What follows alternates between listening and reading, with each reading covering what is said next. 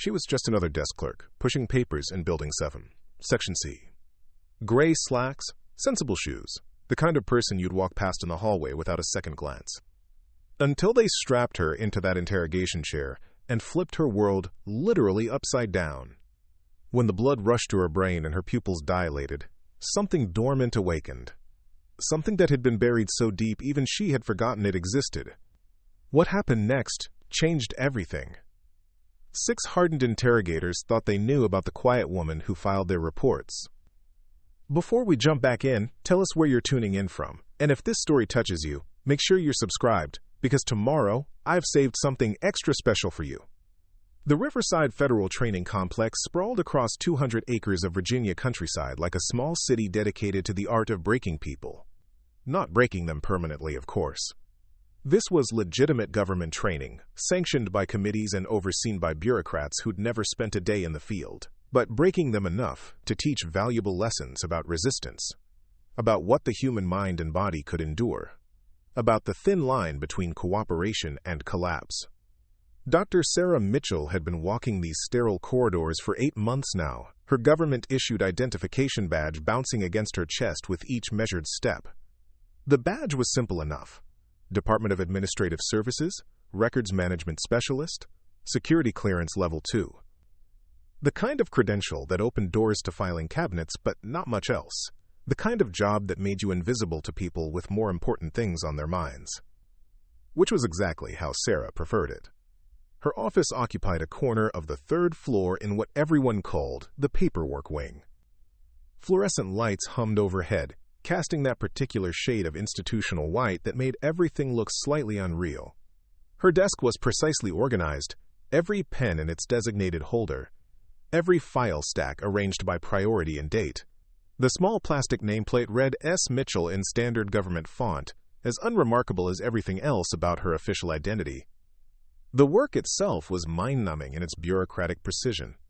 Training reports that needed to be filed, medical evaluations that required proper coding, psychological assessments that had to be cross-referenced with participant files.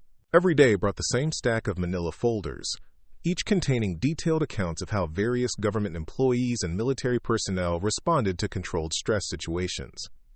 Sarah read them all, every interrogation transcript, every medical note, every psychological evaluation.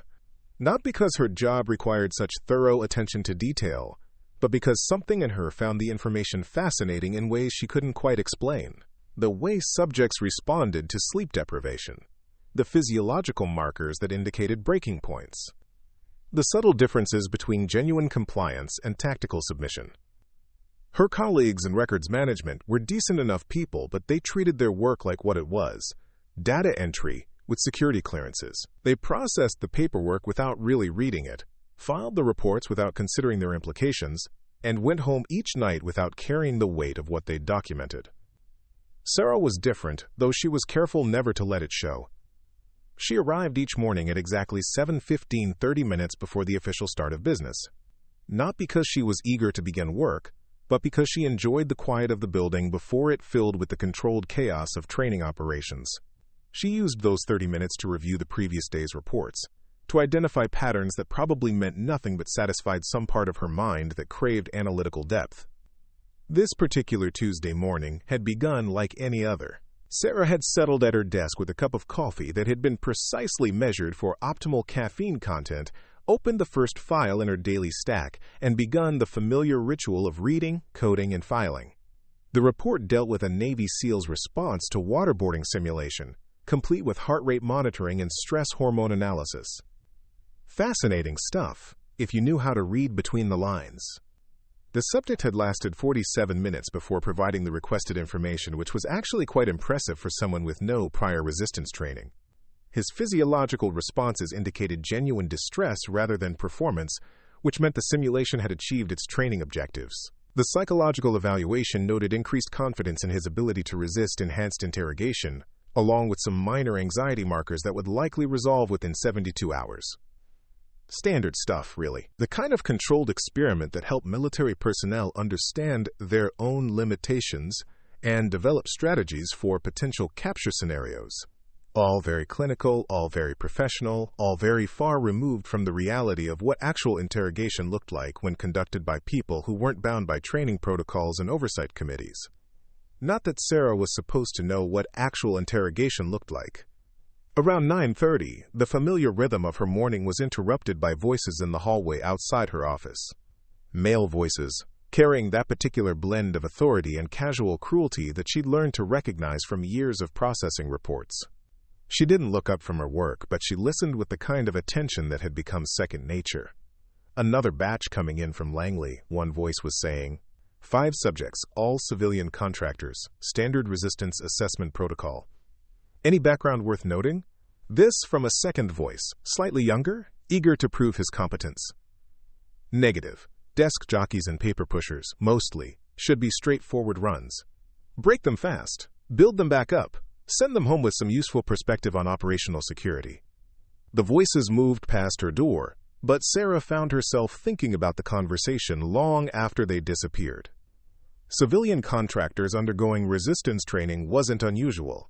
The government employed thousands of people who might theoretically find themselves in hostile situations, and providing them with some basic understanding of interrogation techniques was considered good practice.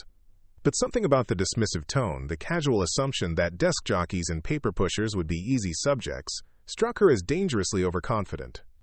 In her 8 months of processing reports, she'd seen plenty of surprises. The accountant who'd lasted 6 hours under stress positions.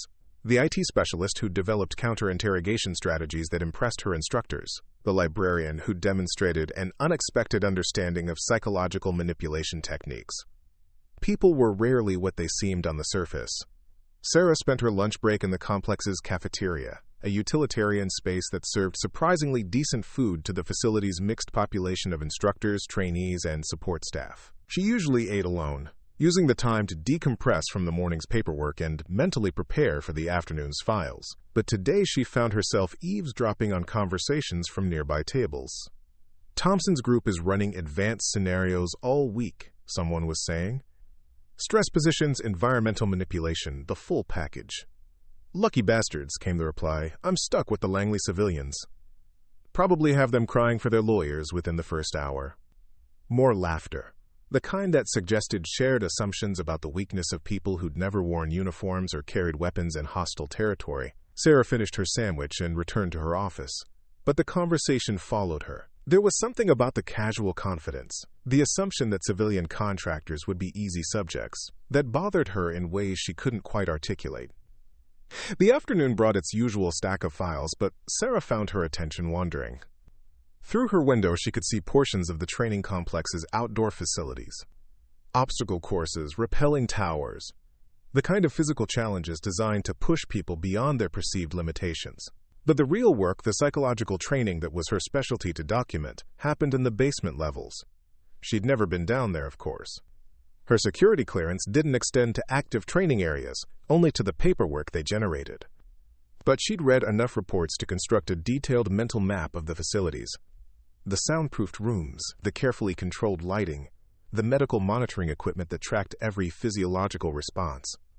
All very scientific, all very humane, all very effective at teaching people things about themselves they'd never wanted to learn. At 4:15, her computer chimed with an incoming message. New subject files for processing, priority classification. Sarah opened the encrypted folder and found herself looking at 5 personnel files, each marked with a distinctive red border that indicated active training status.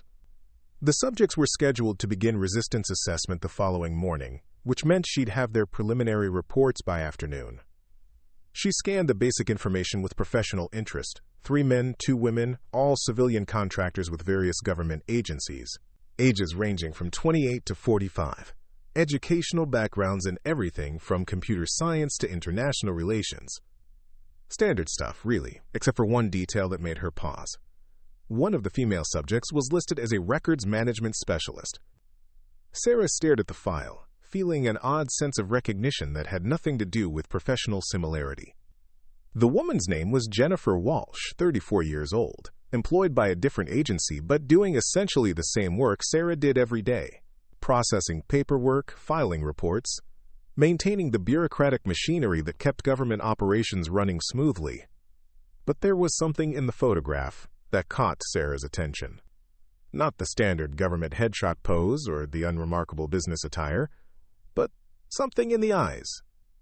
A quality of alertness that seemed inconsistent with someone who spent their days pushing papers.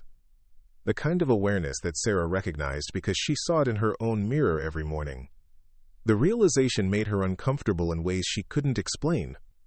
She closed the file and returned to her regular work, but Jennifer Walsh's image lingered in her mind. Another records management specialist, another quiet woman who'd somehow ended up scheduled for resistance training. Another person that instructors would probably underestimate based on job description and appearance. The afternoon wore on with its usual rhythm, but Sarah found herself thinking about patterns. About the assumptions people made based on limited information. About the difference between what someone appeared to be and what they actually were. About the dangerous confidence that came from thinking you understood someone without really knowing them at all. At 5:30, she gathered her files, locked her desk, and prepared to leave for the day. Tomorrow would bring the usual stack of reports, including preliminary assessments of the 5 new subjects beginning their training. She'd read about their first day, document their responses, file their evaluations in the appropriate databases. All very routine, all very professional. Preparing and narrating this story took us a lot of time, so if you are enjoying it, subscribe to our channel. It means a lot to us.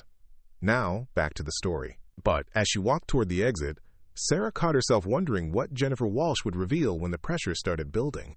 Whether she'd surprise her instructors the way so many subjects did. Whether there was more to her story than job descriptions and security clearances suggested. Whether she was anything like Sarah herself. The thought followed her to the parking lot, where she climbed into her sensible sedan and began the drive home to her sensible apartment. Just another day at the office for another government employee, processing the paperwork that documented other people's breaking points while carefully maintaining her own unremarkable facade. But something had shifted during those 8 hours of routine work, some awareness that tomorrow might bring reports worth reading more carefully than usual. Some recognition that patterns sometimes revealed themselves in unexpected ways. Some understand that the most interesting stories often began with people who looked exactly like everyone else, until circumstances revealed what they were really capable of. Sarah drove home through the Virginia countryside, past farms and forests that looked peaceful in the evening light. Behind her, the Riverside Federal Training Complex settled into its overnight routine, preparing for another day of controlled experiments in human limitation. In 12 hours, those experiments would begin again, and Sarah would be there to document whatever happened when they did. The next morning arrived with the crisp efficiency that characterized all operations at Riverside. Sarah had barely settled at her desk when the first wave of activity began filtering up from the basement levels. The hum of ventilation systems working harder, the distant sound of heavy doors sealing, the subtle change in building atmosphere that indicated training operations were underway.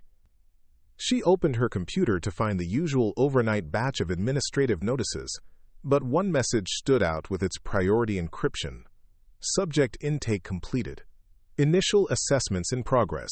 Reports expected by 1,400 hours. Standard language for the beginning of a new training cycle, but Sarah found herself checking the timestamp more carefully than usual. The 5 civilian contractors had been processed through intake at 0630, which meant they'd been briefed, medically cleared, and psychologically baseline tested before most of the administrative staff had even arrived. Dr. Marcus Thompson emerged from the elevator bank at precisely 0845, carrying himself with the particular swagger of someone who'd built his reputation on breaking people efficiently. Early 40s, silver threading through dark hair, the kind of lean build that suggested regular gym time but no real physical challenges. His credentials were impressive on paper. PhD in psychology from Georgetown, specialized training in interrogation resistance, 8 years of field experience in various classified locations. He was also, Sarah had learned from processing his training reports, remarkably predictable in his methods. Thompson favored psychological pressure over physical discomfort, believing that intellectual manipulation was more elegant than crude stress positions. He typically opened with environmental controls, temperature adjustments, lighting manipulation, sound irregularities, designed to create low-level disorientation. Then came the questioning phases, starting with seemingly harmless inquiries that gradually shifted toward more sensitive areas. His success rate was solid, if unspectacular. 73% of subjects provided requested information within the first 6 hours, which met departmental standards but fell short of the performance levels achieved by some of his colleagues. Sarah had noticed, however, that Thompson's percentages dropped significantly when dealing with subjects who possessed certain characteristics: prior military experience, advanced education in specific fields, or what the psychological evaluations diplomatically termed atypical stress responses. He was walking toward the administrative wing now, accompanied by 2 younger instructors who carried themselves with the eager deference of graduate students hoping to impress their professor. Sarah recognized them from previous training cycles. David Chang, a former Army interrogator who transitioned to civilian instruction, and Rebecca Foster, a psychology PhD who specialized in stress-induced compliance patterns. "Initial impressions confirm our expectations," Thompson was saying as they passed her office door. "Standard civilian contractor profiles. No apparent resistance training, minimal stress exposure in their backgrounds. Should be straightforward runs." Chang's voice carried the particular confidence of someone eager to demonstrate expertise. The computer specialist already showed baseline anxiety markers during intake processing. "Probably crack within the first 2 hours once we start environmental manipulation." "What about the records management woman?" Foster asked. "Walsh, I think." Her psychological profile was interesting, higher than average analytical scores but no indicators of resistance training. Thompson's laugh held a dismissive edge.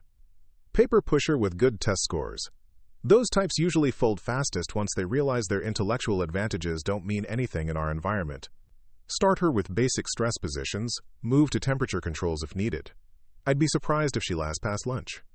The voices faded as they continued down the corridor, but their casual certainty lingered in Sarah's mind like a challenge. She'd heard similar conversations dozens of times, watched instructors make confident predictions about subject responses based on limited information. Sometimes they were right. Often they were surprised. But there was something about their dismissal of Jennifer Walsh that struck her as particularly dangerous. The assumption that analytical intelligence was somehow incompatible with stress resistance, that people who worked with information rather than weapons were inherently weaker. Sarah had seen enough training reports to know that assumption was frequently wrong. She returned to her morning files, but concentration proved elusive. Every time she started to focus on a report, her attention drifted to the basement levels, where 5 people were discovering things about themselves they'd never expected to learn. The temperature-controlled rooms where Thompson and his team were implementing their carefully designed protocols for breaking civilian contractors quickly and efficiently. At 10:30, the first preliminary update arrived in her inbox. Brief status report, minimal details. Just enough information to confirm that training operations were proceeding according to schedule. 4 subjects showing expected stress responses to initial environmental manipulation. 1 subject requiring extended observation due to atypical reactions. Sarah didn't need to check the subject identification codes to know which one was proving problematic. She'd seen this pattern before in Thompson's reports. The confident opening moves, the gradual escalation when subjects didn't respond as predicted, the frustrated notes about unexpected resistance factors that hadn't appeared in preliminary assessments. Thompson was skilled at his job, but he was also rigid in his approach.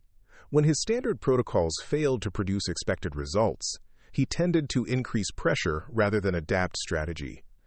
The morning crawled past with bureaucratic slowness. Sarah processed routine files, answered administrative emails, and tried to ignore the growing tension in the building's atmosphere.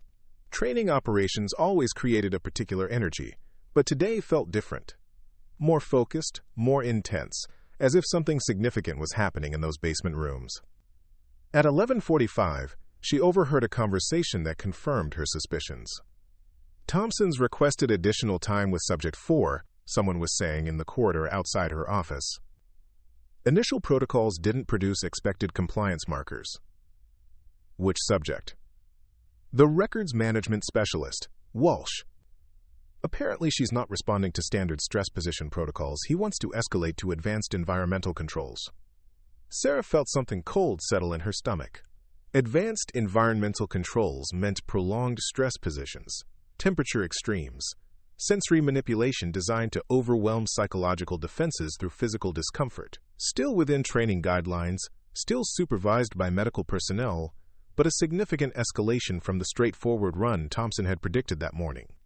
She found herself thinking about Jennifer Walsh's photograph, about the quality of awareness in her eyes that had seemed inconsistent with someone who spent their days filing paperwork, about the patterns she'd noticed in hundreds of training reports, the subtle indicators that distinguished people who would break quickly from those who possessed hidden reserves of endurance. Lunch came and went without the usual break in building tension. If anything, the atmosphere grew more focused as the afternoon progressed. Sarah caught fragments of conversation that suggested Thompson's training session was becoming the focus of considerable attention. Other instructors were monitoring the situation, medical staff were maintaining closer observation protocols, and administrative personnel were quietly preparing for extended operations. At 1:30, Dr. Thompson himself appeared in the administrative wing, moving with the particular urgency of someone whose professional reputation was being challenged. His earlier confidence had been replaced by something sharper, more determined. Sarah watched him disappear into the section chief's office, where voices quickly rose to levels that carried through supposedly soundproof walls. Atypical stress responses was mentioned several times, along with protocol modifications and extended assessment periods. The conversation lasted 15 minutes, after which Thompson emerged looking grimmer but more focused. Whatever authorization he'd been seeking, he'd apparently received it. Sarah tried to return to her work, but the routine reports seemed meaningless compared to what was happening elsewhere in the building. She found herself thinking about the assumptions people made, the dangerous confidence that came from thinking you understood someone based on job descriptions and surface appearances, about the difference between what someone seemed to be and what they actually were when pressure revealed their true capabilities. At 2:15, Rebecca Foster appeared in the doorway of Sarah's office, looking flustered in a way that suggested the day wasn't proceeding according to plan. "Excuse me," Foster said, consulting a tablet with obvious frustration. "I need to verify some information about Subject 4, Jennifer Walsh. According to her file, she's been in records management for 3 years?" Sarah nodded. "That's what her employment history indicates. Same type of work I do, essentially. Processing paperwork, maintaining databases, standard administrative functions." Foster's expression suggested this information wasn't particularly helpful. Any indication of prior military service, specialized training, anything that might explain unusual stress tolerance. "Not in her official file," Sarah replied carefully. "Why? Is there a problem with the training session?" Foster paused, clearly struggling with how to characterize the situation. "She's not responding to protocols the way we expected. Standard stress positions that typically produce compliance within 30 minutes have been ineffective for over 3 hours. Her physiological markers indicate discomfort, but not the psychological distress we typically see." Sarah felt that cold sensation in her stomach intensify. What does Dr. Thompson think? He believes she's using some kind of mental conditioning technique that wasn't identified in her psychological assessment. Possibly meditation training or stress management methods from a previous job he's requested permission to implement enhanced protocols. Enhanced protocols. Sarah had read enough reports to know what that meant. Extended stress positions designed to overcome mental conditioning through pure physical endurance. Still within training guidelines, still medically supervised, but approaching the edge of what civilian contractors were expected to endure. "How long will the enhanced protocols last?" Sarah asked. Foster's expression grew more uncomfortable. "That depends on how quickly she responds. Dr. Thompson is confident that additional pressure will overcome whatever resistance techniques she's employing. But if her tolerance proves unusually high," she shrugged, "we may be looking at an extended session." After Foster left, Sarah sat staring at her computer screen without seeing the words. 3 hours of stress positions that typically broke subjects in 30 minutes. Physiological discomfort without psychological distress. Mental conditioning techniques that hadn't appeared in any psychological assessment. Either Jennifer Walsh was remarkably well-trained in stress management, or there was more to her background than official files indicated. Sarah had seen similar patterns before, buried in the training reports she processed every day. Subjects who exceeded expectations, who demonstrated capabilities that surprised their instructors, who revealed skills and knowledge that didn't match their official histories. Sometimes those revelations were minor: an accountant who'd done competitive athletics, an IT specialist who'd practiced martial arts. But occasionally they were more significant. Occasionally they suggested that someone's official identity didn't tell the complete story. The afternoon dragged on with increasing tension. Sarah processed routine files, but her attention remained focused on the basement levels where Jennifer Walsh was apparently demonstrating an unexpected capacity for endurance, where Dr. Thompson was escalating protocols designed to break someone who wasn't breaking according to schedule. At 4 o'clock, another update arrived in her inbox. Subject 4 continues to exceed stress tolerance parameters. Enhanced protocols authorized for extended implementation. Medical monitoring increased to continuous supervision. Translation: Jennifer Walsh was still refusing to break, and Thompson was running out of standard options. Sarah closed her files and prepared to leave for the day, but something kept her in her chair. Some awareness that tomorrow's reports might contain information that went far beyond routine training documentation. Some recognition that patterns sometimes revealed themselves in ways that changed everything you thought you knew about someone. Some understanding that Jennifer Walsh might be about to provide answers to questions that hadn't even been asked yet. The building's atmosphere remained tense as evening approached, the subtle indicators that something significant was happening in those carefully controlled basement rooms. Sarah finally gathered her belongings and headed toward the exit, but she found herself thinking about assumptions and underestimation, about the dangerous confidence that came from thinking you understood someone without really knowing them. Tomorrow would bring reports that might explain why a records management specialist was demonstrating stress tolerance that exceeded trained military personnel. Why is someone who processed paperwork for a living resisting protocols designed to break civilian contractors within hours? Why Dr. Thompson's confident predictions about desk jockeys and paper pushers might have been dangerously wrong from the very beginning. Sarah drove home through the Virginia countryside, past familiar farms and forests that looked peaceful in the evening light. Behind her, the Riverside Federal Training Complex continued its work, pushing someone beyond their expected limitations in ways that might reveal more than anyone was prepared to discover. In 12 hours, she'd returned to find out what Jennifer Walsh had taught them all about the dangers of assumption. Wednesday morning brought an electric tension to Riverside that Sarah could feel the moment she stepped off the elevator. Conversations stopped mid-sentence when she passed, only to resume in hushed tones that carried an undercurrent of anticipation. Something had shifted overnight, some development that had transformed a routine training exercise into an event drawing attention from levels of the complex that typically remained uninvolved in standard operations. The first indication came from her computer, where an encrypted message waited with a classification level she'd never seen before. Extended training authorization granted. Subject 4 protocols escalated to Phase 3 implementation. Medical supervision elevated to trauma team standby. Additional oversight personnel assigned. Phase 3. Sarah had processed enough training reports to understand the significance. Phase 3 protocols were reserved for subjects who demonstrated exceptional resistance to standard methods, typically Special Forces personnel or intelligence operatives undergoing advanced training. They were never implemented for civilian contractors, whose expected tolerance levels fell well within Phase 1 parameters. But Jennifer Walsh had apparently necessitated their use. Dr. Thompson appeared in the administrative wing at 0800, accompanied by a woman Sarah didn't recognize. Tall, silver-haired, carrying herself with the particular authority that suggested higher security clearances than anyone else in the building. Her identification badge bore the distinctive markings of oversight personnel, the kind of officials who appeared when training exercises moved beyond routine parameters. Dr. Elizabeth Hawkins, Thompson was explaining to someone as they passed Sarah's office, brought in from Quantico specifically for this situation. 22 years of experience with extreme resistance cases. The younger voice, Chang, Sarah thought, carried a note of nervous excitement. Has she reviewed Subject 4's response patterns? Extensively. Her preliminary assessment suggests we're dealing with either undisclosed prior training or natural psychological resilience beyond normal parameters.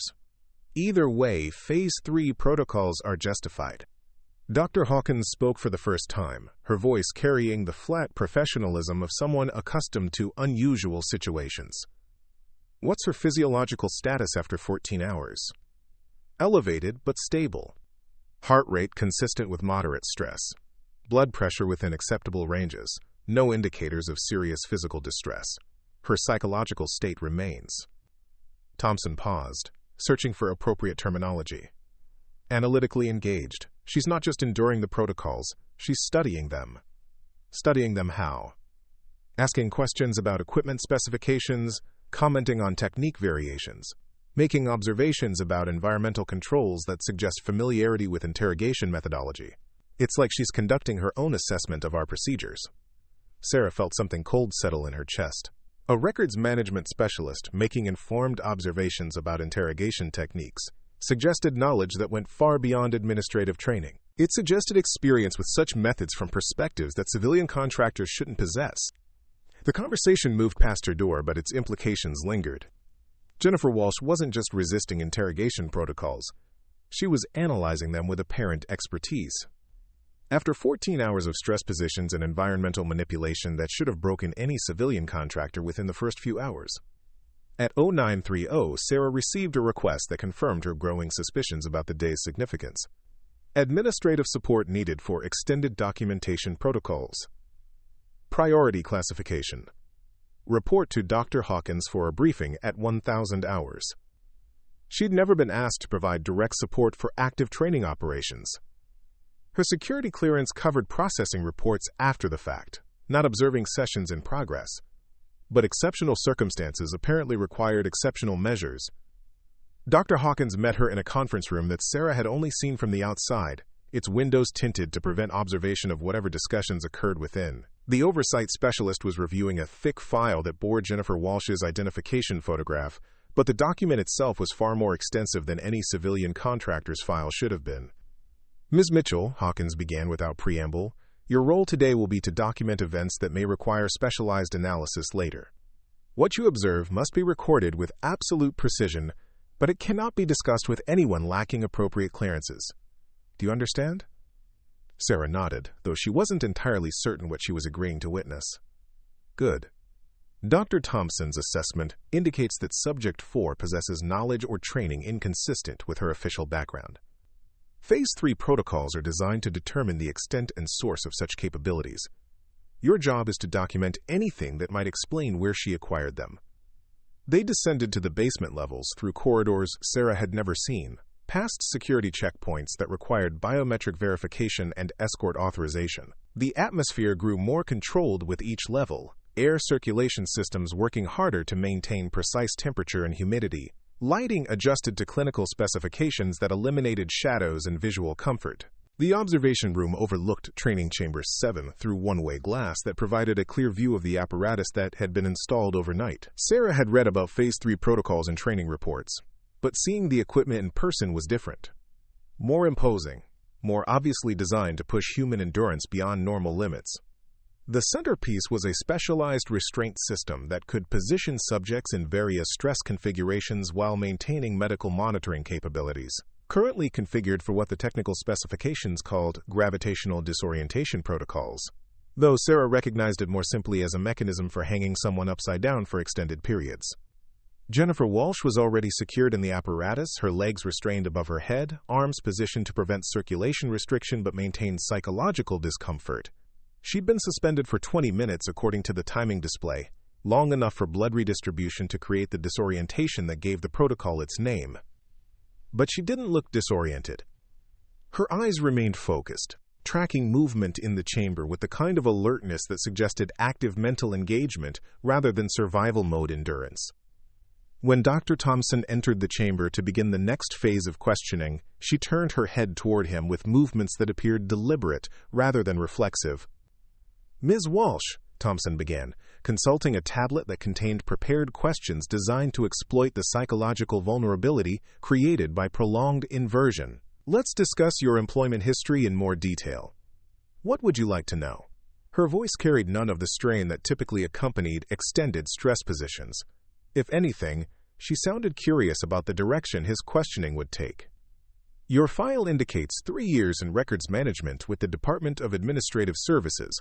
Before that, a 2-year gap in official employment. What were you doing during that period? Traveling, personal enrichment, seeing the world. Thompson made notes on his tablet, but Sarah could see his frustration in the rigid set of his shoulders. Standard interrogation protocols relied on subjects becoming increasingly compliant, as physical discomfort overwhelmed psychological defenses. Jennifer Walsh's responses suggested that discomfort wasn't translating into the expected vulnerability. Traveling where specifically? Various locations, Europe, Asia, some places in between. Can you be more specific about these locations? For the first time, Jennifer Walsh's expression shifted slightly. Not toward the compliance Thompson was seeking, but towards something that looked almost like amusement. I could be more specific, yes, but I don't think that's really what you're trying to determine, is it, Dr. Thompson? Sarah felt Dr. Hawkins lean forward beside her, attention sharpening on the interaction below. Thompson's questioning strategy was being redirected by his subject, a development that rarely occurred during resistance training.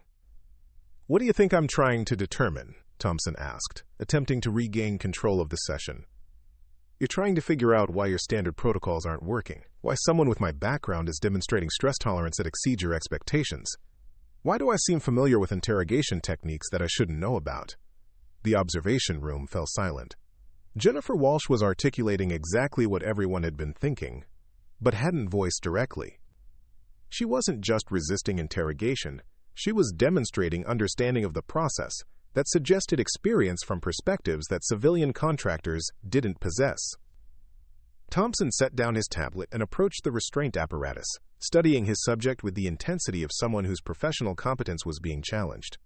"You seem remarkably comfortable for someone who's been suspended upside down for 20 minutes. Blood redistribution creates initial disorientation, but the body adapts quickly if you understand the physiological processes involved. The psychological impact is more significant than the physical discomfort, especially if the subject hasn't experienced similar conditions before." Dr. Hawkins made rapid notes beside Sarah, documenting terminology and analytical frameworks that suggested specialized knowledge. Jennifer Walsh wasn't just describing her experience. She was providing technical analysis of interrogation methodology with apparent expertise. "Where did you learn about physiological adaptation to stress positions?" Thompson asked. "Books, mostly. I read extensively during my travels. Amazing what you can learn from academic journals if you know where to look." It was a plausible explanation that revealed nothing while suggesting everything. Someone could theoretically acquire such knowledge through research, but the casual way Jennifer Walsh discussed complex physiological responses indicated familiarity that went beyond academic study. Thompson consulted his tablet again, then made an adjustment to the restraint system that increased the angle of suspension. Additional blood would flow toward the head, creating greater disorientation and more significant psychological pressure. It was an escalation designed to overcome resistance through increased physical stress. Jennifer Walsh's response was immediate and unexpected. Instead of showing increased distress, she began speaking in what sounded like a different language. Not the random syllables of someone losing coherent thought, but structured communication that suggested fluency in languages that didn't appear in her official background. "What language is that?" Dr. Hawkins asked quietly. Sarah listened more carefully to the rhythm and phonetic patterns.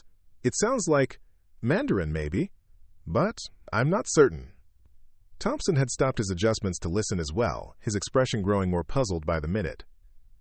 His subject was supposed to be breaking down under increased pressure, not demonstrating linguistic capabilities that weren't documented in her file. "Ms. Walsh," he said loudly enough to penetrate whatever mental state she'd entered, "can you return to English, please?" She stopped speaking immediately and looked directly at him with eyes that remained focused, despite 25 minutes of gravitational disorientation. "Sorry, Dr. Thompson, sometimes stress triggers old habits. You were asking about my educational background?" Old habits. The phrase hung in the air like a challenge, suggesting experience that created automatic responses to interrogation pressure, the kind of conditioning that came from training rather than academic study. Thompson made more notes, but his movements had lost their earlier confidence. His standard protocols were not only failing to break his subject, they were revealing capabilities that raised questions about her entire official identity. Questions that Phase 3 protocols were specifically designed to answer. "Let's try a different approach," he said, consulting a new section of his tablet. "I'm going to show you some photographs. I want you to tell me if you recognize any of the locations." The first image appeared on a monitor positioned within Jennifer Walsh's field of view. Sarah couldn't see the photograph from the observation room, but she could see Walsh's reaction, a slight tightening around her eyes, the kind of micro-expression that suggested recognition she was trying to conceal. Never seen it before, Walsh said, but her physiological monitors registered a spike in heart rate that indicated deception. The second photograph produced a similar response, followed by a third that made Walsh close her eyes entirely. When she opened them again, her expression had changed, not toward compliance or breakdown, but toward something that looked like calculation. "Dr. Thompson," she said quietly, "how long do you plan to continue this session?" "Until I receive satisfactory answers to my questions." "And if you never receive satisfactory answers?" "That depends on your cooperation level, Ms. Walsh." Jennifer Walsh was quiet for several seconds, her head tilted at an angle that suggested she was listening to something beyond the immediate conversation. When she spoke again, her voice carried a different quality, more direct, less deferential to Thompson's authority. "I think," she said slowly, "that you might want to reconsider your approach, because the answers to your questions might be more complicated than you're prepared to handle." Dr. Hawkins leaned forward again, making rapid notes about vocal patterns and psychological presentation. Something fundamental had shifted in the subject's demeanor, some transition from resistance to active engagement that suggested the session was approaching a critical moment. Thompson seemed to sense it as well. He set down his tablet and approached the restraint apparatus directly, studying his subject with the intensity of someone who realized he might be dealing with something beyond his expertise. "What kind of complications are you referring to, Ms. Walsh?" Jennifer Walsh met his gaze directly, her expression carrying the kind of certainty that came from knowledge rather than speculation. "The kind that requires security clearances above your authorization level, Dr. Thompson. The kind that might change your understanding of who I am and why I'm really here." The challenge was unmistakable. After more than 4 hours of Phase 3 protocols, Jennifer Walsh wasn't breaking down.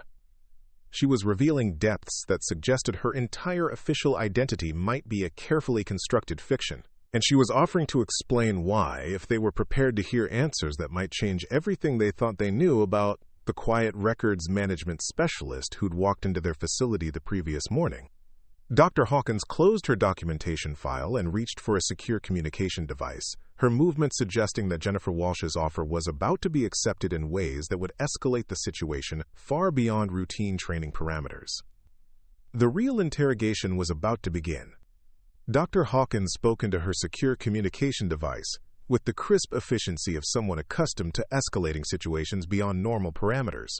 Her words were too quiet for Sarah to hear, but the responses she received were evidently significant.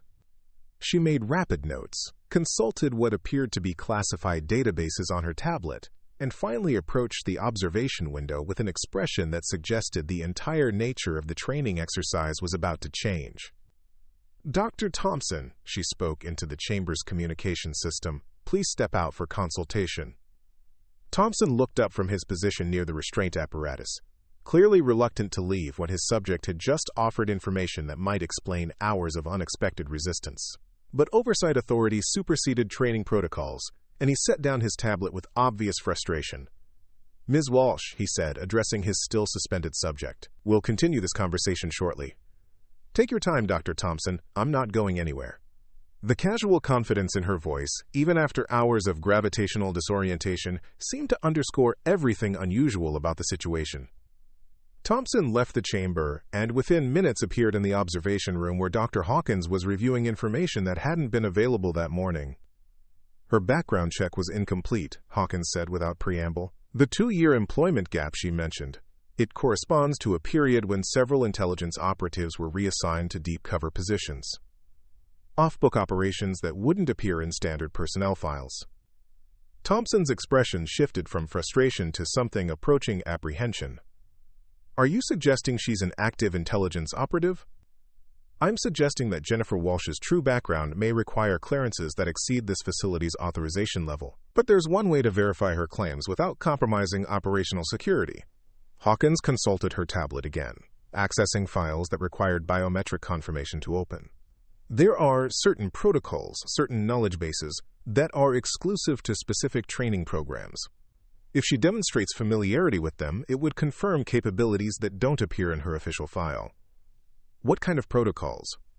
"Classified resistance techniques developed for operatives who might face enhanced interrogation in hostile territory, psychological conditioning methods that aren't taught to civilian contractors." mental frameworks that require years of specialized training to master. Sarah listened to the conversation with growing awareness that she was witnessing something far beyond routine training documentation. If Jennifer Walsh could demonstrate knowledge of classified techniques, it would prove she possessed training that transformed her from an unexpected resistance case into something approaching a security situation. Thompson returned to the chamber, but his approach was different now. Less confident, more cautious. Carrying himself like someone who realized he might be dealing with a professional peer, rather than a civilian subject. Dr. Hawkins activated recording equipment that Sarah hadn't seen before, devices that suggested whatever happened next would be preserved for analysis at levels far above routine training review. Ms. Walsh, Thompson began, consulting notes that Hawkins had provided. I'm going to describe some scenarios. I want you to tell me how you would respond to them. Hypothetically, however you interpret the question. Jennifer Walsh had been suspended for nearly an hour now, long enough for significant blood pooling to create disorientation that should have compromised cognitive function. But her responses remained sharp, focused, demonstrating mental clarity that exceeded normal human tolerance for gravitational stress. Go ahead. Thompson read from his tablet with obvious care, as if the words themselves carried classified weight. You're detained in a hostile country. Your captors are using extended stress positions to weaken your psychological defenses. Standard resistance protocols are proving insufficient. What additional techniques would you implement? The question was clearly designed to test knowledge that civilian contractors shouldn't possess. Jennifer Walsh's response was immediate and technically precise. Compartmentalization techniques to isolate physical discomfort from cognitive function. Controlled breathing patterns to maintain oxygen saturation despite compromised circulation.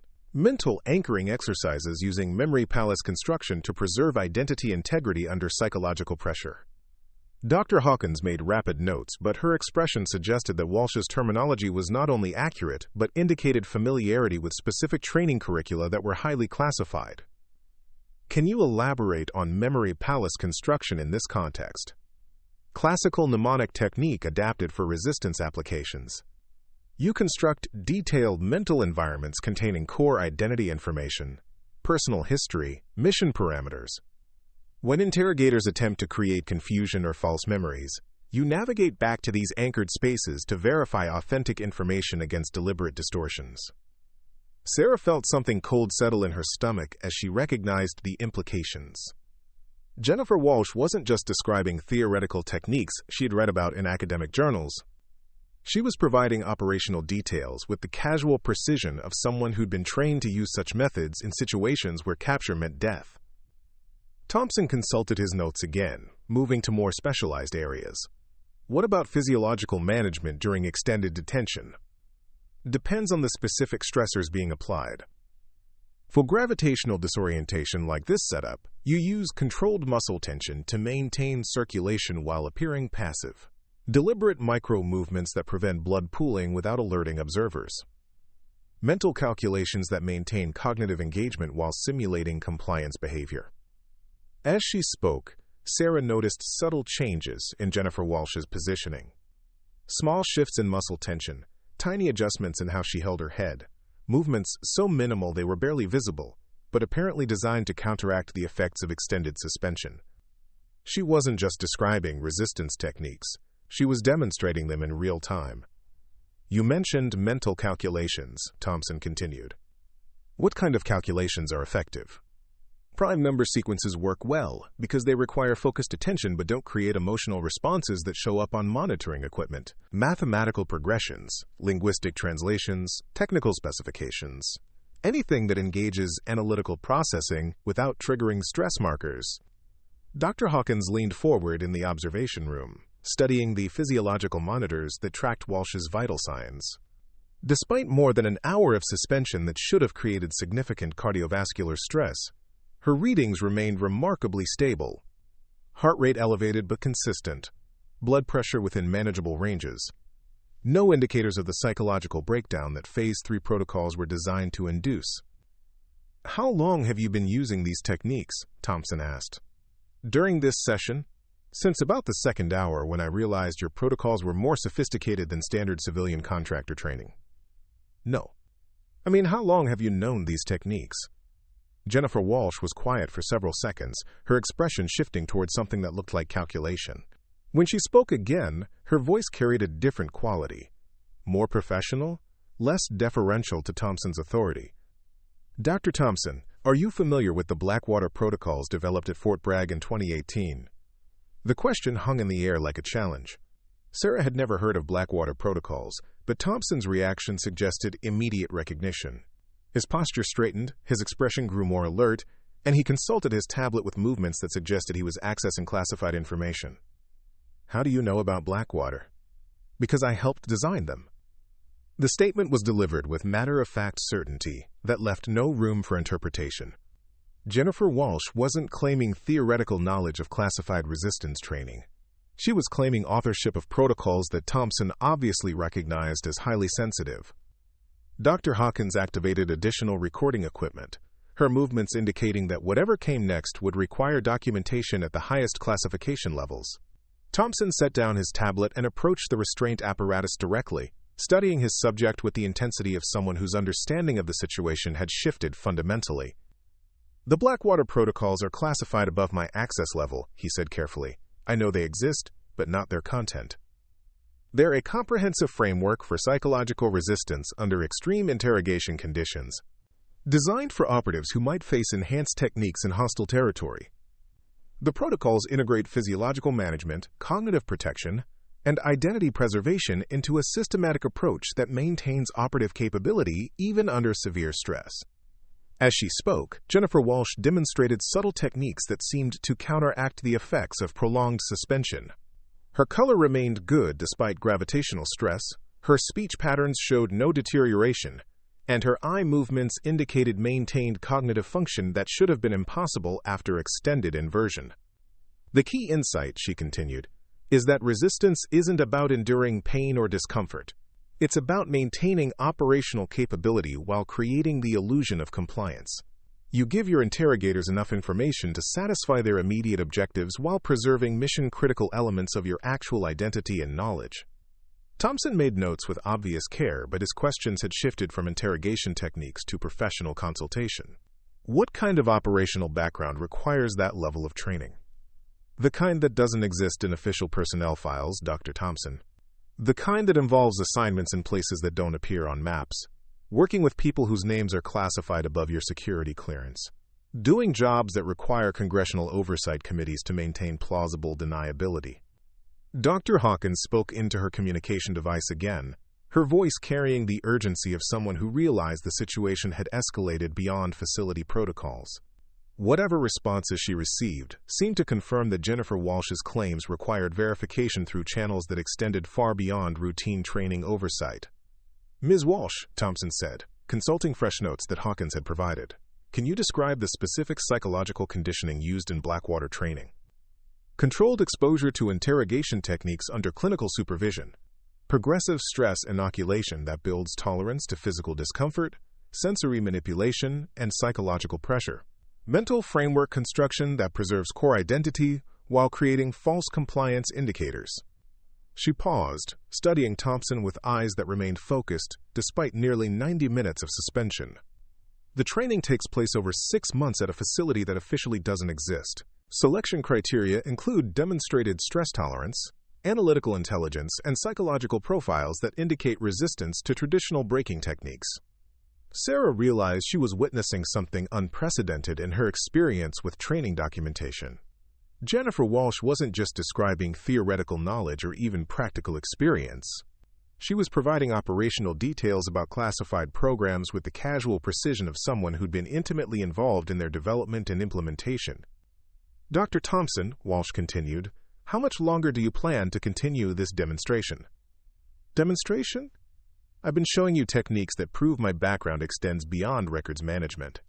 I've provided operational details that confirm access to classified training programs.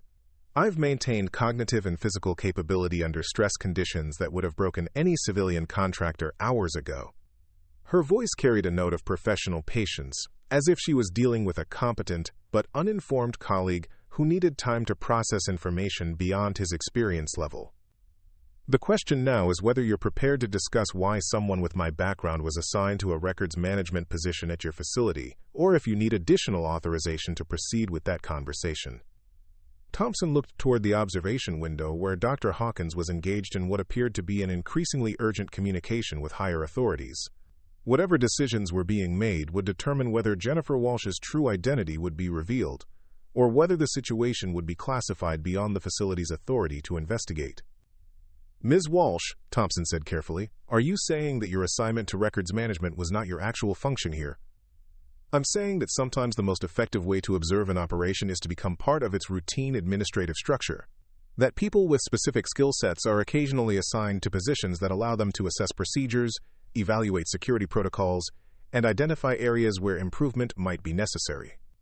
The implications of her statement settled over the chamber like a physical presence. Jennifer Walsh wasn't just a civilian contractor who demonstrated unexpected resistance capabilities. She was suggesting that her entire presence at the facility had been an operational assignment designed to evaluate their training procedures from the inside. You've been conducting an assessment of our operations? Among other things. Thompson set down his tablet and approached the restraint apparatus with movements that suggested he was no longer dealing with a training subject, but with a professional peer whose expertise exceeded his own. What kind of assessment? Jennifer Walsh met his gaze directly, her expression carrying the kind of certainty that came from knowledge rather than speculation. The kind that determines whether your resistance training programs are adequate for the threats that operatives actually face in the field. Whether your protocols prepare people for what they'll encounter in hostile territory. Whether the techniques you're teaching will keep them alive when they're captured by people who don't follow training guidelines. She paused, allowing the weight of her words to settle over the chamber. Based on what I've observed over the past 18 hours, Dr. Thompson, there are some significant areas where improvement is needed. The real assessment was about to begin, but now, instead of evaluating Jennifer Walsh's resistance capabilities, everyone would be learning how their own procedures measured against standards they'd never imagined existed. And Dr. Hawkins's increasingly urgent communications suggested that authorization for such revelations was being decided at levels far above anyone currently in the room. Dr. Hawkins ended her secure communication with the kind of finality that suggested decisions had been made at levels that didn't typically involve themselves in routine training operations. She approached the observation window with a folder that bore classification markings Sarah had never seen before. Documents that apparently contained information that transformed Jennifer Walsh from an enigmatic subject into something approaching a security briefing. Dr. Thompson, Hawkins spoke into the chamber communication system, please return to the observation room immediately. Thompson looked up from his position near the restraint apparatus, clearly reluctant to leave when his subject had just revealed operational knowledge that redefined everything about the situation. But the tone in Hawkins's voice carried the kind of authority that superseded personal curiosity. Ms. Walsh, he said, addressing his still suspended subject, this consultation may take some time. I understand. Dr. Thompson, you might want to consider releasing me from this apparatus soon. Extended suspension beyond 2 hours starts creating medical complications that could interfere with our conversation. Even after 90 minutes of gravitational disorientation, her voice carried professional concern rather than personal distress. She was providing medical advice about her own detention with the clinical detachment of someone accustomed to evaluating operational parameters under stress.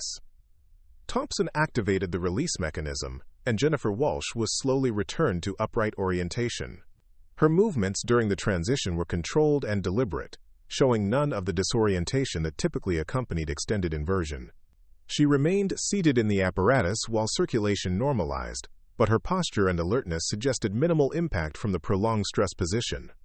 In the observation room, Dr. Hawkins opened the classified folder with movements that indicated its contents would fundamentally alter their understanding of who they'd been interrogating for the past 18 hours. Jennifer Walsh is not her real name, Hawkins began without preamble. Her actual identity is classified at levels that require congressional notification to access. What I can tell you is that she's been assigned to this facility for the past 8 months under deep cover protocols that originate from the Office of the Director of National Intelligence. Sarah felt the careful world of routine training documentation collapse around her. Jennifer Walsh, whoever she actually was, had been operating under false identity while working alongside people who had no knowledge of her true function or background. What was her mission here? Thompson asked. Assessment of resistance training protocols across multiple government agencies. Her assignment was to evaluate whether current programs adequately prepare personnel for enhanced interrogation techniques being employed by hostile intelligence services. Hawkins consulted the classified documents with obvious care. Over the past 2 years, 17 operatives have been captured in various theaters of operation. 12 of them broke under interrogation techniques that exceeded the stress levels replicated in training programs like ours. The intelligence compromises resulted in operational failures that cost lives and compromised ongoing missions. The implications settled over the room like a physical weight. Jennifer Walsh's presence at Riverside wasn't coincidental or routine. She'd been conducting a systematic evaluation of whether their training programs were adequate for the threats that operatives faced in hostile territory. Based on her resistance demonstration today, I assume our programs were found inadequate. Thompson's voice carried the flat tone of someone whose professional competence was being systematically dismantled. Her preliminary reports indicate significant gaps between training protocols and operational realities. The stress levels you've applied over the past 18 hours would be considered mild by the standards employed by certain hostile intelligence services. Dr. Hawkins activated additional recording equipment, suggesting that whatever came next would be preserved for analysis at the highest classification levels. She's been authorized to provide a full operational briefing, including details about enhanced techniques that aren't currently replicated in training environments. Through the observation window, they could see Jennifer Walsh completing her post-suspension medical assessment with movements that suggested systematic evaluation of her own physiological status. When she looked directly at the observation window, her expression carried the kind of professional patience that indicated readiness to proceed with whatever came next. Before we continue, Hawkins said, you need to understand that Ms. Walsh's actual background includes operational experience in environments where capture meant death. Her resistance capabilities aren't theoretical or academic. They're survival skills developed through exposure to techniques that approach the limits of what intelligence operatives can endure. Thompson returned to the chamber, but his entire approach had changed. He moved with the cautious respect of someone who realized he was no longer conducting training, but receiving instruction from someone whose expertise exceeded his own by orders of magnitude. Ma'am, he began, the formal address acknowledging a shift in their professional relationship. Dr. Hawkins has briefed me on your actual assignment here. I understand you are prepared to provide operational details about enhanced interrogation techniques. Quote, Jennifer Walsh, or whoever she actually was, settled back in her chair with movements that suggested comfort with the transition from subject to instructor. Dr. Thompson, what I experienced today represents approximately 15% of the stress levels employed by hostile intelligence services. Your Phase 3 protocols are adequate for training civilian contractors, but they're insufficient for preparing operatives who might face professional interrogators. She gestured toward the equipment that had held her suspended for nearly 2 hours. Gravitational disorientation is an effective technique, but it's typically combined with other stressors that create compounding effects. Temperature extremes, auditory manipulation, chemical agents that enhance psychological vulnerability. Your current protocols address individual techniques in isolation rather than the integrated approaches used in hostile environments. Thompson made notes with obvious care, but his questions now carried the tone of professional consultation rather than interrogation control. What specific enhancements would you recommend? That depends on how realistic you want your training to become. There's a significant difference between preparing people for capture scenarios and actually subjecting them to techniques that approach operational intensity. Dr. Hawkins leaned forward in the observation room, studying Jennifer Walsh's presentation with the intensity of someone evaluating information that would influence policy decisions at the highest levels of government. Can you describe the most significant gaps you've identified? Thompson asked. Psychological conditioning is your weakest area. Your current programs focus on teaching resistance techniques, but they don't adequately prepare operatives for the mental frameworks employed by professional interrogators. Techniques that exploit cognitive vulnerabilities, that create false realities designed to compromise identity integrity. As she spoke, Jennifer Walsh demonstrated subtle behaviors that illustrated her points, micro-expressions that suggested specific emotional states, vocal patterns that indicated various levels of compliance, body language that could communicate different messages to trained observers. Hostile interrogators are trained to recognize resistance techniques like the ones I use today. Memory palace construction, controlled breathing patterns, mental calculation frameworks. These methods are effective against standard protocols, but professional interrogators know how to identify and counteract them. Thompson consulted his notes, clearly struggling to process information that challenged fundamental assumptions about his training programs. How do they counteract established resistance techniques? By creating false environmental cues that trigger automatic responses. By introducing chemical agents that interfere with cognitive processing. By using psychological manipulation techniques that exploit personal vulnerabilities identified through extensive pre-interrogation research. She paused, studying Thompson with eyes that remained sharp despite hours of physical stress.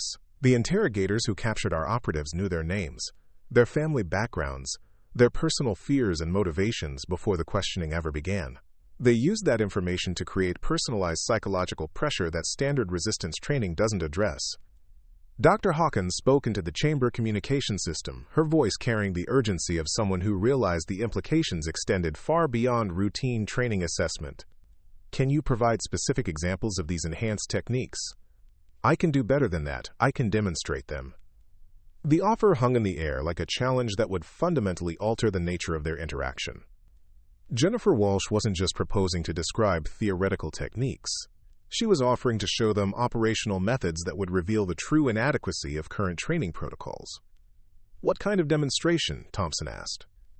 Role reversal. You become the subject, I become the interrogator. I'll show you techniques that hostile intelligence services use against captured operatives.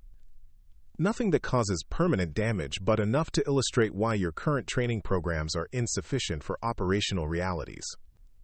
Thompson's expression shifted between professional curiosity and personal apprehension. Being subjected to enhanced techniques by someone with operational experience would provide invaluable insight into program deficiencies, but it would also expose him to stress levels that exceeded anything in his own training background. Dr. Hawkins, he said, looking toward the observation window, what are your thoughts on this proposal? Quote, Hawkins consulted her classified documents again, apparently confirming authorization parameters for the demonstration. Ms. Walsh has been granted broad discretion to illustrate operational techniques as necessary for training assessment purposes. The decision is yours, Dr. Thompson. Jennifer Walsh stood and began examining the equipment in the chamber with movements that suggested systematic evaluation of available resources. I should mention that the techniques I would demonstrate are designed to exploit psychological vulnerabilities rather than create physical distress. The goal is to show you how professional interrogators compromise identity integrity through targeted manipulation. She looked directly at Thompson with an expression that carried both professional respect and operational certainty. If you agree to this demonstration, Dr. Thompson, you'll understand why our captured operatives provided information despite resistance training that you would consider adequate. You'll also understand what modifications are necessary to prepare people for the reality of professional interrogation. The chamber fell silent as Thompson weighed the implications. Subjecting himself to enhanced techniques would provide crucial insights into training deficiencies, but it would also expose him to psychological manipulation methods that he'd only read about in classified reports. What specific techniques would you employ? He asked. Information warfare. I would use details about your personal background, your professional insecurities, your relationship patterns, to create psychological pressure that exploits individual vulnerabilities. The same approach used against our captured operatives. Dr. Hawkins made rapid notes in the observation room, documenting a conversation that was moving far beyond routine training assessment into areas that would influence intelligence policy at the highest levels. Whatever decision Thompson made would establish precedents for how resistance training could be modified to address operational realities. How would you obtain information about my personal background? Thompson asked. Jennifer Walsh smiled with an expression that carried both professional competence and personal amusement. Dr. Thompson, I've been working in this facility for 8 months. I've had access to personnel files, medical records, psychological evaluations, performance reviews. I know about your divorce proceedings, your financial difficulties, your concerns about professional advancement. The statement hit Thompson like a physical blow. The realization that someone with extensive operational background had been systematically gathering intelligence about facility personnel while maintaining a cover identity created implications that extended far beyond training assessment. You've been conducting surveillance on facility staff. I've been conducting a comprehensive evaluation of facility security, operational procedures, and personnel reliability. That includes assessment of individual vulnerabilities that hostile intelligence services might exploit if they gained access to facility operations. Dr. Hawkins activated additional recording equipment, her movements indicating that Jennifer Walsh's revelation about surveillance activities required documentation at classification levels that exceeded routine training oversight. Dr. Thompson, Walsh continued, your current security protocols assume that threats come from external sources, but the most effective intelligence operations place assets inside target facilities, where they can gather information and assess vulnerabilities over extended periods. My assignment was to determine how easily such infiltration could be accomplished. The implications of her statement transformed the entire nature of their interaction. Jennifer Walsh hadn't just been evaluating training protocols. She'd been conducting a comprehensive penetration test of facility security while maintaining deep cover for 8 months. "And your assessment of our security vulnerabilities?" Thompson asked. "Extensive, but that's a different briefing that requires higher authorization levels than we currently have." She looked directly at the observation window where Dr. Hawkins was engaged in what appeared to be increasingly urgent communications with higher authorities. "The question now, Dr. Thompson, is whether you're prepared to experience demonstration of techniques that will show you exactly how inadequate your current training programs are for preparing operatives to resist professional interrogation." The challenge was unmistakable. Jennifer Walsh was offering to provide first-hand experience of enhanced techniques that would reveal the true gap between training protocols and operational realities. But accepting her offer would expose Thompson to psychological manipulation methods that could fundamentally alter his understanding of his own vulnerabilities. And somewhere in the background, Dr. Hawkins was discovering that authorization decisions were being made at levels that would determine whether such demonstrations were permissible under current oversight protocols. The real education was about to begin. Dr. Hawkins concluded her secure communication with an expression that suggested decisions had been made at levels that would fundamentally alter not just the current situation, but the entire approach to resistance training across multiple government agencies. She consulted her classified documents one final time before addressing the chamber through the communication system. "Ms. Walsh, you have authorization to proceed with operational demonstration." "Dr. Thompson, participation is voluntary but strongly recommended for training assessment purposes." The weight of official sanctions settled over the chamber like a physical presence. What had begun as routine civilian contractor training had evolved into a high-level intelligence briefing that would influence policy decisions affecting thousands of operatives worldwide.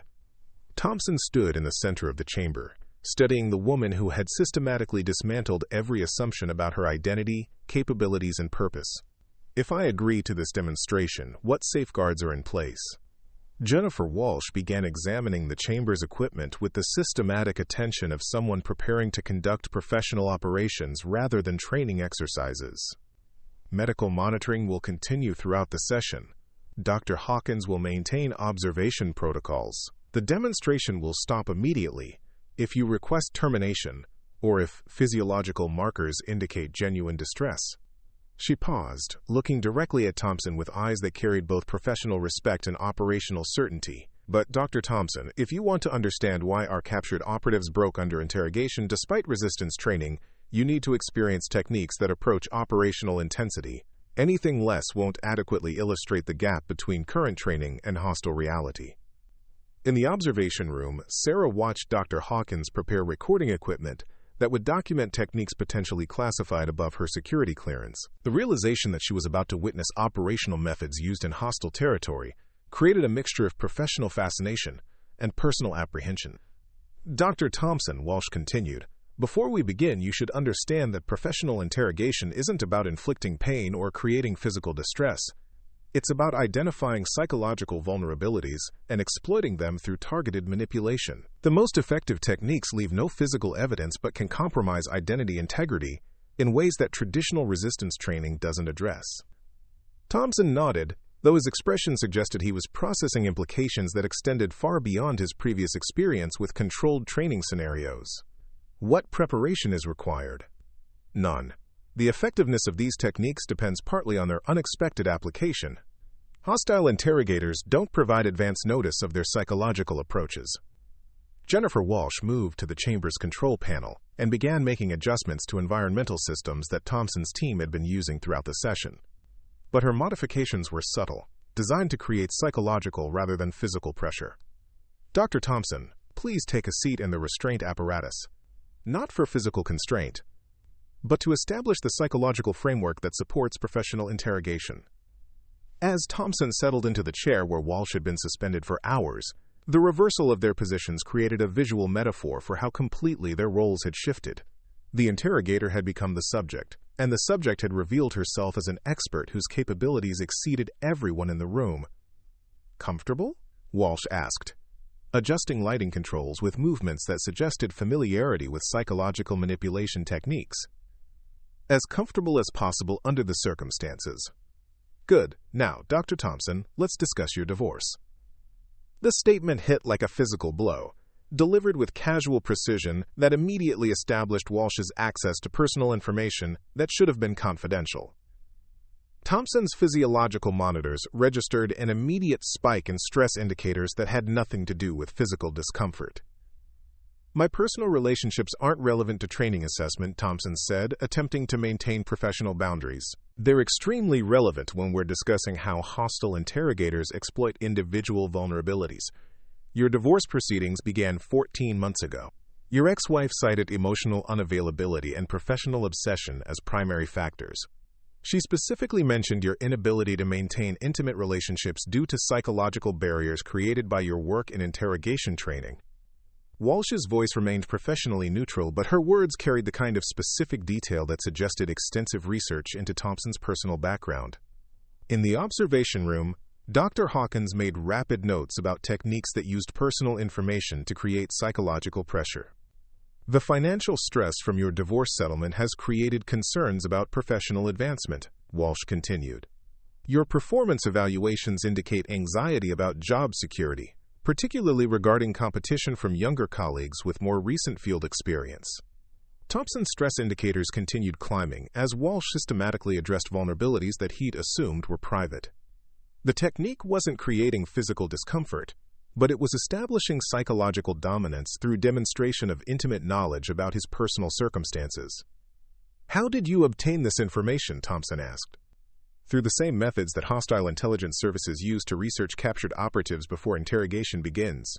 Personnel files, medical records, financial data, communication monitoring. In hostile territory, interrogators often know more about their subjects than the subjects know about themselves." Dr. Hawkins leaned forward in the observation room, studying physiological displays that showed increasing stress response despite the absence of physical pressure. Thompson's heart rate and blood pressure were rising to levels typically associated with significant threat perception, triggered entirely by psychological manipulation. "Dr. Thompson," Walsh continued, "your psychological profile indicates deep-seated concerns about professional competence. You worry that your interrogation techniques are less effective than those employed by colleagues with more extensive field experience. Today's session has confirmed those concerns by demonstrating resistance capabilities that exceeded your training protocols." Quote, "The psychological pressure was systematic and targeted, exploiting specific vulnerabilities that Walsh had identified through months of observation and research." Thompson was experiencing firsthand how professional interrogators used personal information to compromise psychological defenses. "Your current emotional state, elevated stress response, defensive posturing, attempts to maintain professional boundaries, mirrors the psychological condition of captured operatives who were subjected to similar information warfare techniques. The difference is that hostile interrogators continue such pressure for days or weeks rather than minutes." Thompson's physiological monitors showed stress levels that approached those typically seen during extended physical interrogation, achieved entirely through targeted psychological manipulation. The demonstration was proving Walsh's central point about the inadequacy of current training protocols. "Ms. Walsh," Thompson said, his voice carrying strain that hadn't been present during hours of physical stress positions, "I understand the technique you're demonstrating. Could we move to discussion of training modifications?" "Of course. But notice, Dr. Thompson, that you've requested termination after approximately 8 minutes of psychological pressure. Our captured operatives endured weeks of similar techniques before providing information." The psychological conditioning required to resist such extended manipulation isn't addressed in current training programs. Walsh began returning environmental controls to normal settings, but the psychological impact of her demonstration lingered in Thompson's elevated stress indicators. She'd proven that information warfare could create psychological pressure that exceeded physical interrogation techniques in both intensity and effectiveness. Dr. Hawkins, Walsh said, addressing the observation room directly. Are you recording physiological comparison data between Dr. Thompson's response to physical stress positions versus psychological manipulation? Affirmative. The psychological techniques produced higher stress indicators in significantly less time. That's consistent with field data from captured operatives. Physical torture is dramatic but ultimately limited by medical constraints. Psychological manipulation can continue indefinitely and often produces faster compliance rates. Quote, Thompson remained in the restraint apparatus, processing the experience of being subjected to techniques that he'd only read about in classified reports. His earlier confidence about training protocol effectiveness had been systematically dismantled through direct experience with professional psychological manipulation. What specific modifications would you recommend for current training programs, he asked. Comprehensive restructuring based on realistic threat assessment. Current protocols assume that captured operatives will face amateur interrogators using improvised techniques. Operational reality involves professional intelligence services employing systematic psychological manipulation developed through decades of research and field testing. Walsh consulted notes that she'd apparently been maintaining throughout her 8-month assignment. Your training scenarios need to incorporate pre-interrogation intelligence gathering, personalized psychological pressure, extended duration techniques, and integrated physical psychological approaches that compound effectiveness. Dr. Hawkins activated additional recording equipment, documenting recommendations that would influence policy decisions at the highest levels of government. What about timeline for implementing these modifications? That depends on how realistic you want training to become. Effective preparation for professional interrogation requires psychological conditioning that approaches the intensity of actual hostile techniques.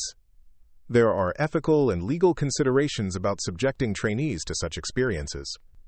Jennifer Walsh moved to the center of the chamber, her positioning and presentation suggesting transition to formal briefing mode. The 17 operatives who were captured and compromised were all graduates of training programs similar to yours. They possessed resistance techniques that were adequate for amateur interrogators but insufficient for professional intelligence services. She gestured toward the equipment that had been used during the session. Physical stress positions, environmental manipulation, basic psychological pressure. These techniques prepare operatives for capture by criminal organizations or amateur hostile forces. They don't prepare people for interrogation by professional intelligence services employing advanced psychological manipulation. Quote, Thompson finally stood from the restraint apparatus, his movements suggesting continued impact from the psychological demonstration. What would realistic training look like? Extensive pre-training psychological assessment to identify individual vulnerabilities. Personalized psychological conditioning designed to build resistance to targeted manipulation. Exposure to actual professional interrogation techniques under controlled medical supervision. Extended duration training that approaches the timeline of real hostile detention. Dr. Hawkins made rapid notes about recommendations that would require fundamental restructuring of resistance training across multiple agencies. What about implementation challenges? Significant. Current training assumes that resistance techniques can be taught through classroom instruction and brief practical exercises. Effective psychological conditioning requires months of intensive preparation, followed by realistic exposure to professional techniques. Most agencies aren't prepared for the time, resources, and ethical considerations involved. Jennifer Walsh looked directly at the observation window, where Dr. Hawkins was documenting information that would influence intelligence policy at the highest levels. The alternative is continuing to send operatives into hostile territory with training that's inadequate for the threats they'll actually face. Our current approach prioritizes ethical comfort over operational effectiveness. The implications settled over the chamber like a physical weight. Adequate preparation for professional interrogation would require training programs that approach the intensity of actual hostile techniques, creating ethical dilemmas about subjecting personnel to experiences that might cause lasting psychological impact. Ms. Walsh, Dr. Hawkins said through the communication system, "What's your overall assessment of this facility's training effectiveness?" "Inadequate for operational requirements but appropriate for current ethical constraints."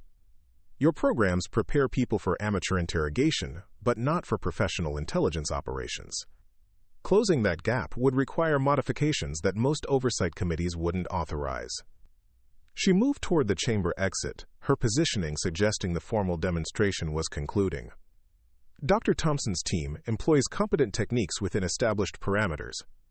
The problem isn't implementation quality, it's the gap between training scenarios and operational reality.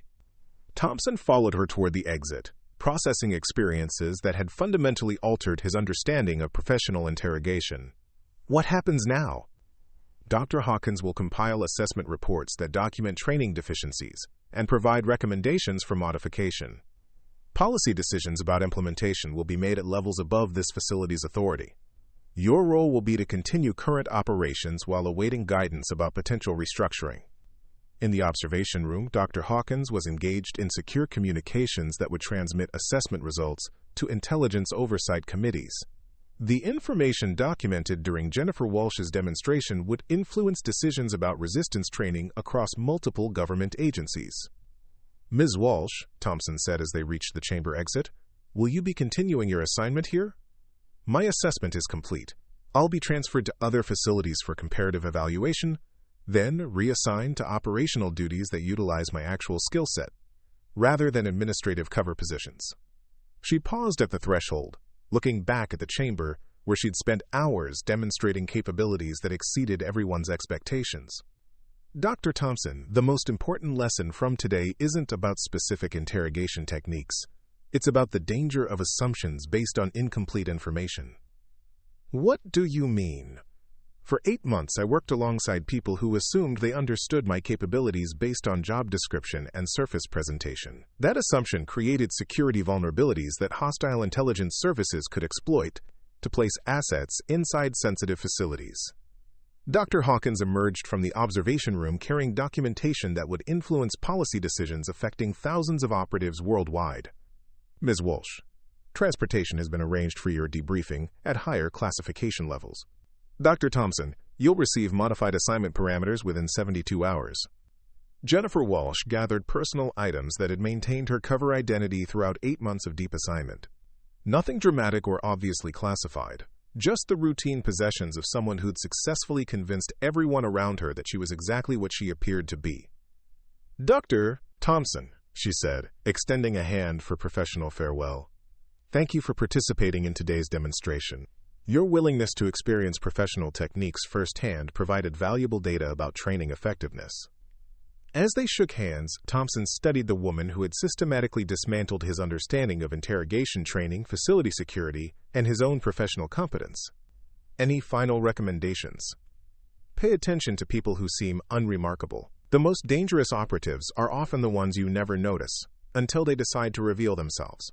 And remember that competence doesn't always announce itself through obvious channels." Jennifer Walsh walked toward the facility exit without fanfare, no speeches about operational security or classified assignments. Just a professional who'd completed an 8-month assessment mission and was ready to move on to whatever came next.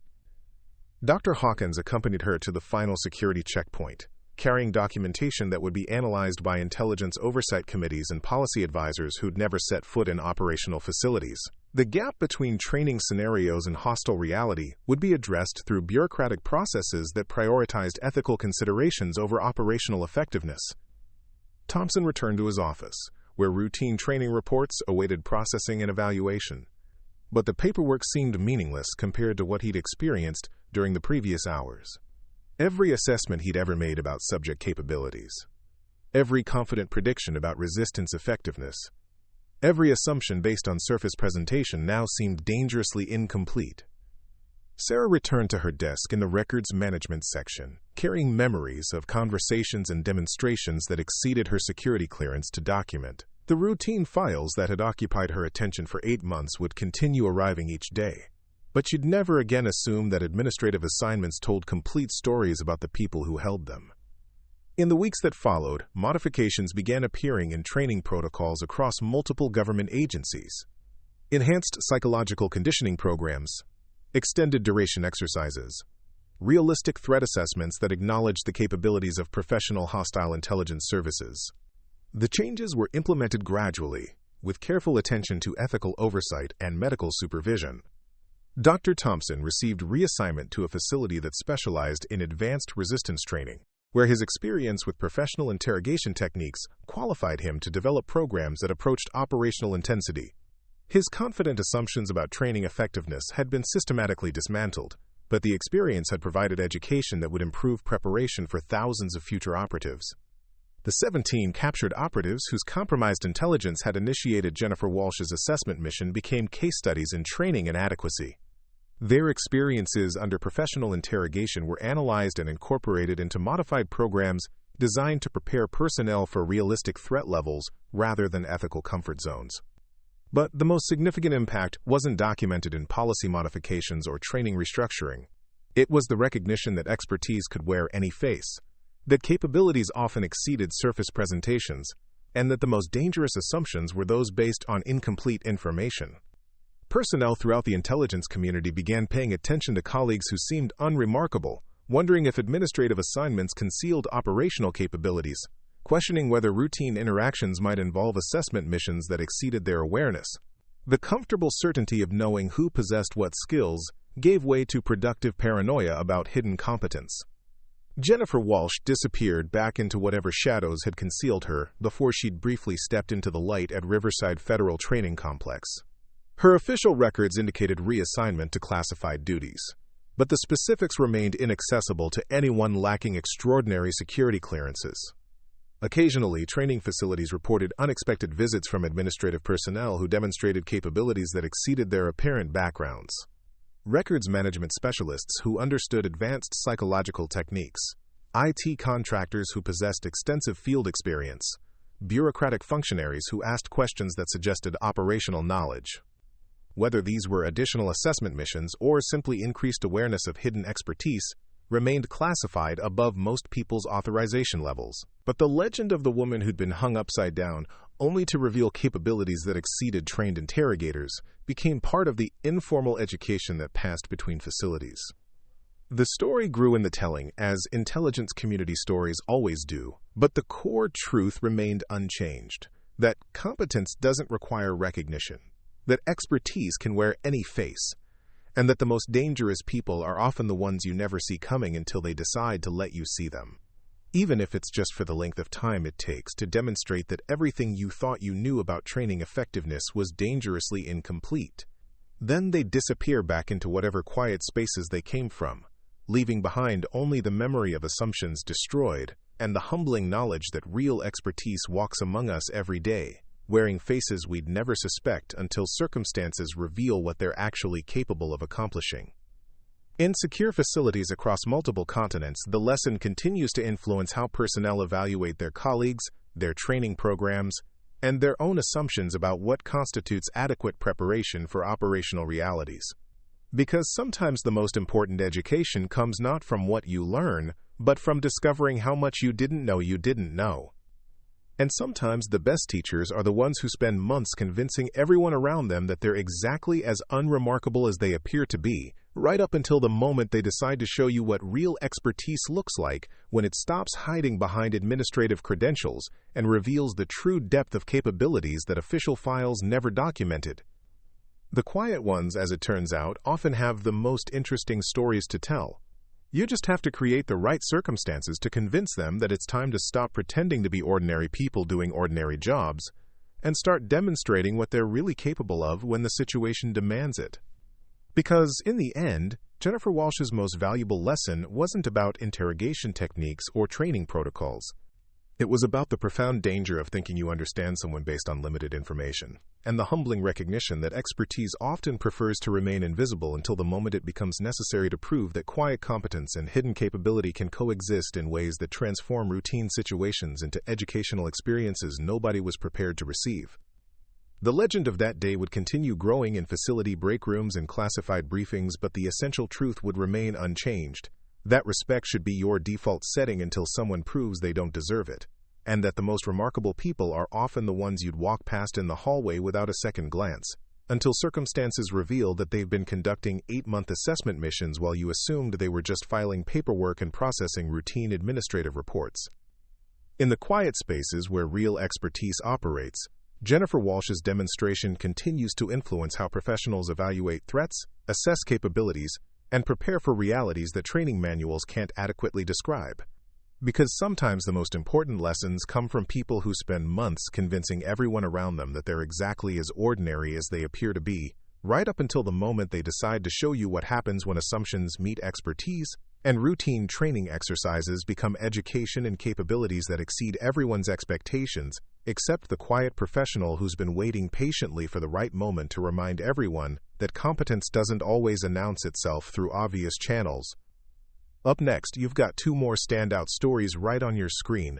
If this one hits the mark, you won't want to pass these up. Just click and check them out. And don't forget to subscribe and turn on the notification bell so you don't miss any upload from us.